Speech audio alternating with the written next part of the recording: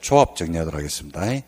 자, 조합은 우리 개발법 네 번째 테마니까 전체 테마로 치면 몇 번째가 되냐면 19번째 테마가 되겠죠. 테마 19입니다. 자, 워낙 중요하죠. 시험 출제는 그죠? 뭐 당연히 21, 2, 3, 4, 5, 26회 한번 쉬었죠. 5년 내고 쉬었습니다. 그죠? 7, 8회 한번 쉬었죠. 그 다음에 9, 30 한번 쉬었고 1, 2, 3, 32에도 쉬었네요. 3, 4 이렇게 나왔습니다. 그냥 웬만하면 출제된다고 보시면 되고 출제가 당연히 되지고요. 그 다음에 정비법 조합을 하려고 그러면 도시개발법 조합이 정리가 되면 정비법이 쉬워지고 정비법 시험 문제가 조합이 2개 나옵니다. 그 초석을 도시개발법에서 다져야 되기 때문에 출제도 되고 그 다음에 정비법 조합을 끌어다 써야 되기 때문에 꼭 정리를 하셔야 되는 내용입니다. 거의 매년 출제가 되고 5년에 4문제 정도 출제가 되면 출제 가능성은 90%입니다. 당연히 별 3개죠. 이건 뭐 중요성에 대해서는 제가 언급하지 않아도 여러분들 아실 겁니다. 공법에서 조합은요. 도시개발법에서 한번 나오고 정비법에서 재개발 재건축 나오고 주택법에 가면 지역 직장 리모델링 조합 이렇게 다 나옵니다. 셋 다가 개발법, 정비법, 주택법 조합은 전부 출제가 90% 이상입니다. 상당히 높은 테마인데 도시개발법 상해조합은 정비법이나 주택법을 학습할 때 기본 초석이 됩니다. 초석이 되기 때문에 구구단은 방정식을 공부할 때 초석이 되잖아요. 그죠? 나눗셈을 공부할 때도 초석이 되잖아요. 그래서 출제도 되지만은 당연히 다른 파트를 공부할 때 하나의 기본이 되기 때문에 학습을 하셔야 되는 내용입니다. 그래서 출제 여부를 떠나서 정해라. 근데 여부를 떠날 필요 없어요. 출제가 되기 때문에 떠날 필요 없습니다. 떠나지 마라. 떠날 필요 없이 출제가 됩니다. 역시 마찬가지로 논점을 읽어보고 캐션 마크 된 것을 수업을 듣고 요 캐션 마크가 또 어떻게 캐션 마크가 어떻게 바뀌는지를 아는 거로 그죠? 이렇게 바뀔 수 있다 그러면 좋지 않을까 이렇게 생각합니다. 항상 수업 듣고 나면 요 핵심 쟁점에 대한 내용을 다시 복습하는 차원에서 볼 수 있으면 좋지 않을까 이렇게 생각을 합니다. 자, 핵심 내용이 나오는데 자, 요거는 거꾸로 교재에서 내용을 보고요. 그 다음에 제가 판사하면서 한 번 더 설명하는 방식 이거는 거꾸로 한번 해보도록 하겠습니다. 자, 도시개발국에서 몇 명이 모이냐면 7명이 모여야 돼요. 7명. 개발법은 7명이죠. 왜냐면 7명이 시험에 두 번 나왔는데 정비법은 5명이 모이거든요. 추진위원회 만들 때. 근데 개발법은 7명입니다. 그래서 시험에 나오죠. 그래서 어떻게 배우랬어요? 도시개발법에서는 몇 명이 모인다? 7명이 모인다. 개발법이라서 7명이다. 그죠? 그래서 기억 놓고 치를 모른다. 이러면 안 되죠. 정관을 작성해서 누구한테 인가를 받습니까? 지정권자한테 가서 인가 받죠. 개발법은 모든 권한을 누가 지고 있다? 지정권자. 도시개발국에 누가 지정합니까? 옆으로.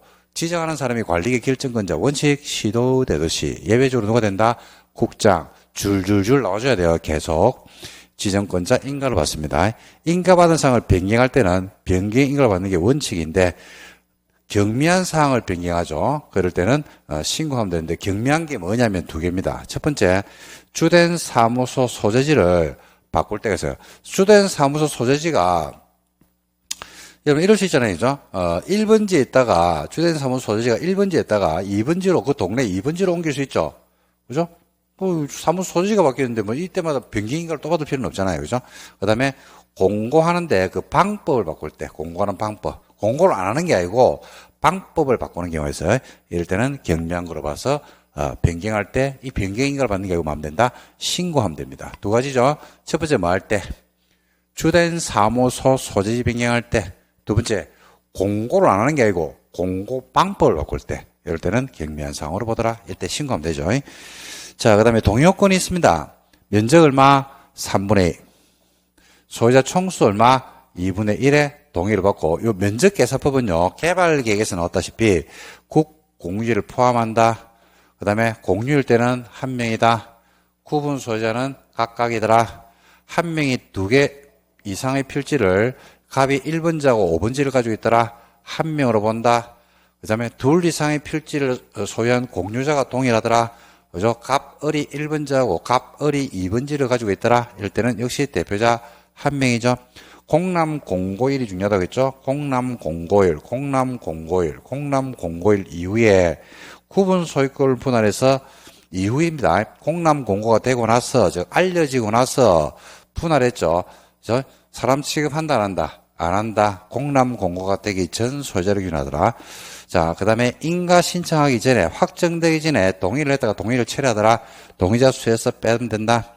동의는 누구한테 먼저 간다? 사유 토지한테 와서 먼저 동의를 받고, 나중에 미달할 때는 국공유지 관리청한테 간다. 그리고 인감 도장을 찍고 인감 날인해라 하는 것들은 똑같다. 그 다음에 조합원은 모든 토지 소유자로 합니다. 자, 도시개발국에서 조합원이 누구냐면 조합원은 토지 소유자가 됩니다. 시험에서 이게 잘 내죠. 그죠? 미성년자가 조합원이 될 수 있다. 토지를 가지고 있으니까. 권고 이상은 현이 선고를 받고 집행종료 면제가 됐거든요. 이때 조합원이 될 수 있다. 왜? 토지를 가지고 있으니까. 사형 선고를 받아도 조합원이 될 수 있다. 뭘 가지고 있으면? 토지를 가지고 있으면. 그죠? 그래서 임원하고 조합원 관계를 꼭 기억해줘. 조합 설립에 반대한 사람도 토지를 가지고 있죠. 그럼 조합원이 될 수 있습니다. 모든 토지 소유자입니다. 모든이라는 말은 법 조문이 없는데 제가 넣어놓은 거예요. 조합원은 보유 토지 면적에 상관없는 평등한 의결권을 가집니다. 즉 1제곱미터도 한 표, 10만 제곱미터도 한 표. 다만 다른 조합원으로부터 해당 도시개발국에게 그가 가지고 있는 소유권을 이전받은 조합원은 정관에 정하는 바에 따라서 원래 의결권하고는 별도로 이전한 의결권을 승계할 수도 있다. 즉 원래 평등한 의결권으로서 1인 1표인데 승계한 사람은 2표를 가진 경우가 있을 수도 있습니다. 공유일 때는 당연히 공유는 그죠? 의결권 몇 장? 한 장. 구분 소유자는요. 각각 공람 공고가 되고 나서 분할하게 되면 그죠? 준다 안 준다? 안 준다. 조합이 성립입니다. 성립. 등기함으로써 뭐한다? 성립하지. 인가받을 때 성립하는 게 아니다. 언제 성립한다고요? 등기해야지 사람이 됩니다. 그 다음에 조합에 대해서 성립한단 말이 무슨 말이에요? 성립한다? 사람이 된다. 라는 말이 무슨 말이에요? 권리, 능력을 취득한다. 라는 말하고 같은 말이죠. 언제 권리, 능력을 취득한다는 얘기입니까? 등기해야 됩니다. 인가가 아니고. 그리고 조합에 대해서 도시개발법에 규정된 것 말고는 민법에 있는 사단법인 규정을 준용한다. 그렇다고 해서 법적 성격이 바뀌는 것은 아니고 법적 성격은 공법상입니다. 사법상 아닙니다. 공법상 비영리 사단법인이다. 민법 규정을 준용한다라고 해가지고 사법상의 비영리 사단법인이다. 이렇게 문제를 살짝 꼬아낼 수 있거든요. 그래서 법 규정을 흠결이 있을 때 민법의 일반 규정을 준용한다고 해서 법적 성격이 바뀌는 것은 아니란 이야기입니다. 그래서 법적 성격은 공법상 비영리 사단법인입니다. 총회는 있어야 됩니까? 있을 수 있습니까? 있어야 되고 최고의 의사결정기구이죠. 자, 그래서 총회에서 다 하는데 대의원회가 있습니다. 총회에서 모든 의사를 결정할 수는 없죠. 그래서 대의기구를 둡니다. 조합원수가 몇 명 이상일 때 50명 이상인 조합은 총회가 할 일을 대신하기 위해서 대의원회를 자 조심해야 돼. 두어야 하는 게 아니야. 둘 수 있다. 줄짝. 대의원의 숫자는 의결권 가진 조합원 총수 10%, 100분의 10으로 합니다. 그러고 대의원은 총회가 할 일을 대신하거든요. 근데 다음 사항은 대의원에서 대신할 수 없다. 그러니까 이 네 개는 어디에서만 총회에서만 정권, 전속적인 권한을 가지고 있지 이거는 대의원에서 대행할 수 있다 없다? 없는 사항입니다. 대신 대의원에서 못 합니다. 그래서 이게 뭔데라고 했을 때 첫 번째가 헌법에 해당하는 정관, 그 다음에 개발계획, 환지헌법이 뭐예요? 환지계획이죠. 그 다음에 반장선거, 임원선임, 그 다음에 합병이나 해산, 요거는 대신할 수 없습니다. 자, 요거는 여러분들에게 한번 말씀을 드린 적이 있죠. 자, 한 번 더 말씀드릴게요. 자, 이와 관련된 설명을 한번 하고 가도록 하겠습니다. 원리를 제가 좀 말씀드릴게요. 원리. 여러분, 국가의사를 누가 결정합니까? 국가의사는 국민들이 결정합니다. 주권적인 국민. 근데 국민들이 모든 국가의사를 결정할 수 없기 때문에 대의기구를 둡니다.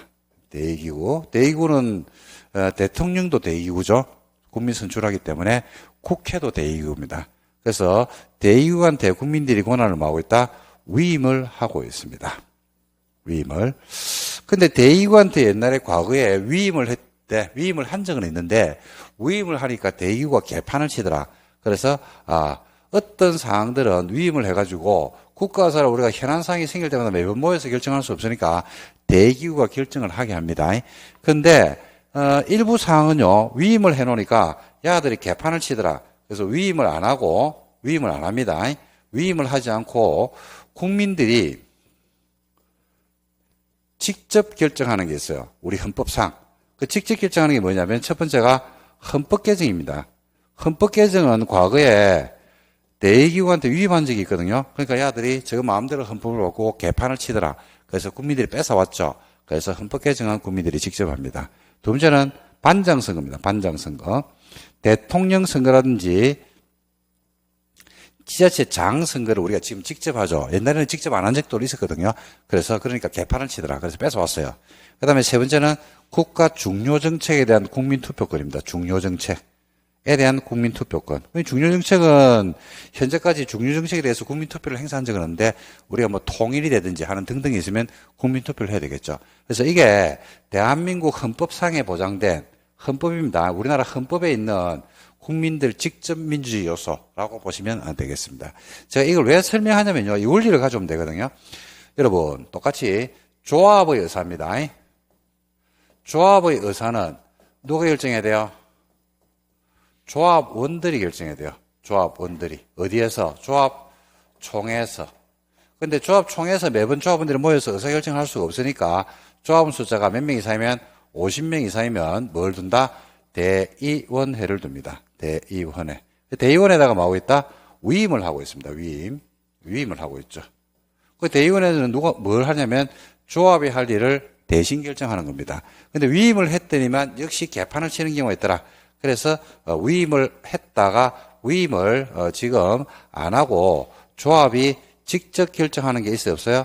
있단 말입니다. 그게 뭔데라고 하니까 똑같아요. 헌법에 해당하는 게 뭐예요? 개발 계획이 헌법입니다. 환지 헌법이 뭐예요? 환지 계획입니다. 조합의 헌법이 뭐예요? 정관입니다. 요거는 누가 한다? 총회에서만 결정해야 돼요. 그 다음에 우리 대통령에 해당하는 게 조합장이죠. 그죠? 반장선거, 이사. 그래서 임원선임이죠. 그 다음에 중요한 사항인, 그죠? 조합을 여러분 합병하거나 조합을 없애버립니다. 합병을 해서 하는 거, 이거만큼 중요한 게 어디 있습니까? 요거는 어디서 해라? 총회에서만 결정이 되지, 대의원회에서 대신할 수 있다, 없다? 없다. 요 5가지. 그래서 요 5가지는 암기보다는 이 원리를 여러분들이 이해하시면 훨씬 더 도움이 되지 않을까라고 생각을 합니다. 그래 보시면 헌법에 해당하는 게 뭐예요?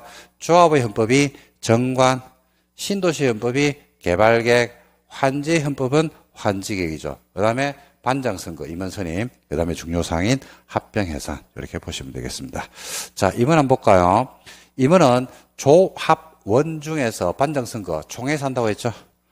임원은 겸직하면 되는데 안 되죠. 직무에 전념해야 되기 때문에. 그 다음에 세 번째, 조합장이나 이사가 자기를 위해서, 조합장이나 이사가 조합하고 계약이나 소송을 합니다. 지 스스로 본인을 위해서 조합장이나 이사가 소송을 합니다. 계약을 합니다. 그러면 본인한테 자연인인 조합장 갑하고 이사 을한테 유리하겠죠. 이때는 누가 조합을 대표한다? 감사가 조합을 대표하지, 조합장이나 이사는 지 스스로를 위해서 할 때는 조합을 대표할 권한이 없고 감사가 해야 됩니다. 그리고 다음 하나에 해당한 자는 임원이 될 수 없다. 임원의 결격 사유죠. 임원으로 선임된 자가 다음 사유에 해당하면 다음 날입니다. 다음 날부터 자격을 상실해버리고, 이게 다음 날이 중요한 게 정비법에 가면요, 결격 사유에 가면 당연퇴임합니다. 당연퇴임. 이건 다음 날 자격을 상실하죠. 이 사람들은 임원이 될 수 없다. 누군데니까 피성년 후견인, 피한정 후견인, 미성년자. 행위 능력이 제한되는 사람이죠. 안 계셔야 됩니다. 임원의 결격 사유 4개. 두 번째, 경제적 무능력자. 누구야? 파산자. 그 다음에 세 번째, 권고 이상의 회의 선고를 받고 집행 종료, 면제 대기로 한 날로부터 몇 년? 2년이 지나지 아니한 자. 형의 집행유예 기간 중에 있는 자가 있죠. 요거는 임원이 될 수 없습니다. 4개 암기하셔야 돼요. 필히. 요거는 정비법과도 써먹고요. 주택법에도 써먹어요. 자, 첫 번째. 행위 능력이 제한되어 있는 미성년, 피성년, 피한정 후견인, 경제적 무능자, 파산자, 금고 이상의 형이 선고를 받고 집행 종료, 면제, 2년이 지나지 않은 자, 집행유예 기간 중에 있죠. 이러면 임원이 될 수 없다. 이렇게 보시면 되겠습니다. 자, 그 다음에 행정심판인데 이것도 여러분들 어디에서 이미 배운 거냐면 시설사업할 때 배웠어요. 시설사업할 때.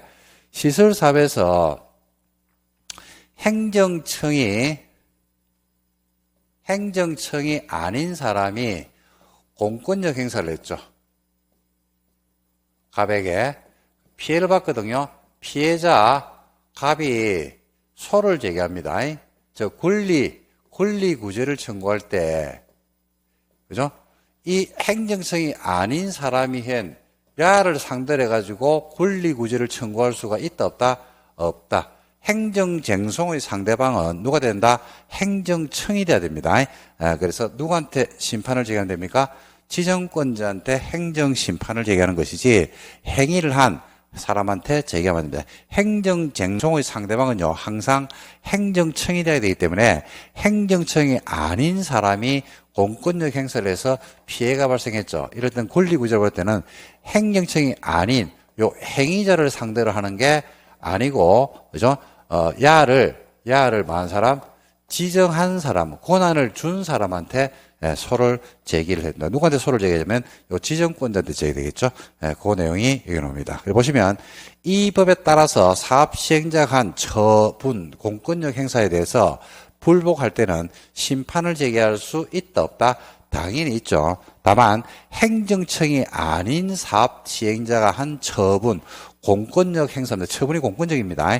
다른 법에 특별 규정이 있는 경우를 제외하고는 누구한테 우리 제기한다? 지정권자한테 행정심판을 제기되는 것이지 행위자한테 제기하는 것은 아니다라고 시설사업에서 나온 내용이 개발법에서 한 번 더 나옵니다. 참고하시면 되겠습니다. 자, 이렇게 해서 봤거든요. 자, 개발법은 제가 한번 전체 이걸 보고 거꾸로 지금까지는 수업을 판서로 먼저 정리를 하고 했는데 이거는 이제 교재를 먼저 보고 판서 정리를 할 거거든요. 자, 한번 보세요. 어떻게 끄집어내는지. 자, 도시개발 사업입니다. 자, 도시개발 사업에서는 먼저 몇 명이 모여야 돼요? 개발법이니까 몇 명? 7명이 모이죠. 7인. 이 모여가지고 뭐 하든가? 정관을 작성합니다.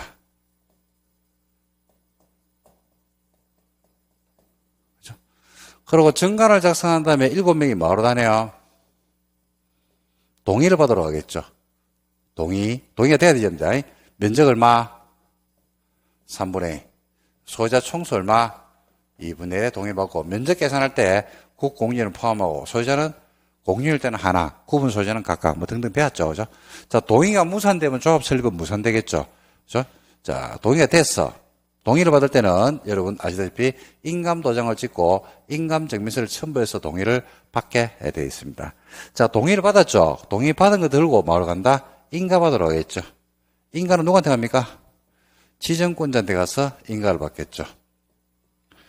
변경을 할 때도 무슨 인가를 받아요? 변경의 인가를 받습니다. 근데 이 변경되는 사항이 경미한 사항일 수 있어요? 없어요? 있죠. 경미할 때는 뭐 한다? 신고하면 됩니다. 뭐가 경미한 건데? 라고 하니까 두 가지가 있었죠. 하나가 주된 사무소 소재지 변경은 경미한 사항입니다. 두 번째, 공고 방법을 바꾸는 경우는 경미한 경우로서 신고하고 바꿀 수가 있다. 이렇게 보시면 됩니다. 자, 인가받았어. 인가받은 거 들고 가서 뭐 한다? 등기하면 돼요. 등기. 자, 등기하면 뭐 된다고 이야기합니까? 성립한다. 성립한다는 말이 무슨 말이에요? 성립한다가 그렇지 사람이 된다 이 말이죠. 여러분 이 사람은 자연인이 있고 법인이 있거든요. 저 법인이 된다. 저 권리 능력을 취하는 겁니다. 그래서 등기하면 우리하고 똑같은 이런 사람이 되는 겁니다. 자, 등기하면 성립한다고 했는데 성립한다란 말이 뭐가 된다? 똑같은 사람이 된다. 법인이 된다 이 말이죠. 그래서 성립을 합니다. 자, 그러면 성립했죠. 그러면 머리에 해당하는 게 뭐예요? 의사결정을 하는 데가 어디요? 총회죠. 총회는 누구로 구성합니까? 조합원으로 구성하죠. 조합원이 누가 됩니까? 토지 소유자. 조합 설립에 반대를 하든 미성년자든 그죠? 집행유예 기간 중에 있던 토지를 가지고 있으면 조합원이 될 수 있다. 총회에서 모든 의사를 결정하면 되는데 모든 걸 결정할 수 없으니까 뭘 둔다? 대의원회를 두고 대의원회는 조합원 숫자가 몇 명 이상이면 50명 이상이면 대의원회를 두어야 한다, 둘 수 있다? 둘 수 있다. 이렇게 나오잖아요. 그죠? 그리고 대의원회는 누가 할 일을 대신합니까?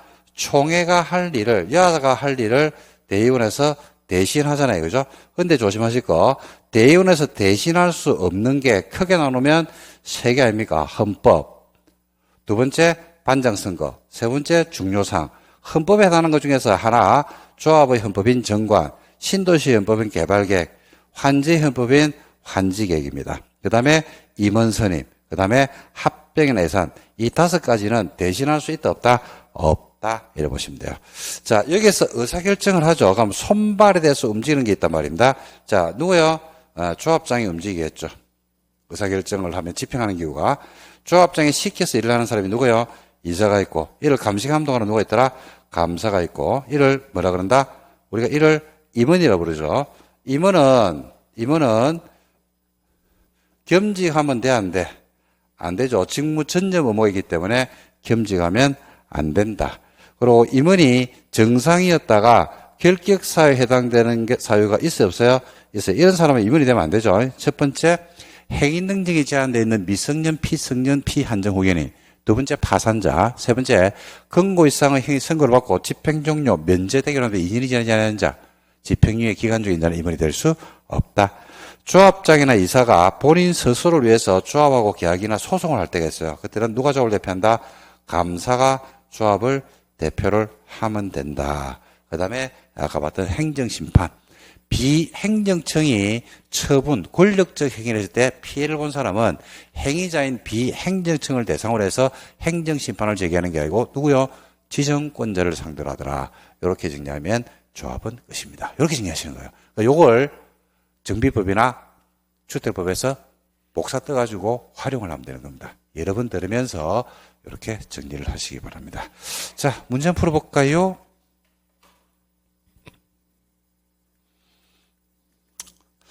자, 조합에 대한 설명이다. 옳은 것을 모두 골라야 돼요. 옳은 거. 1번.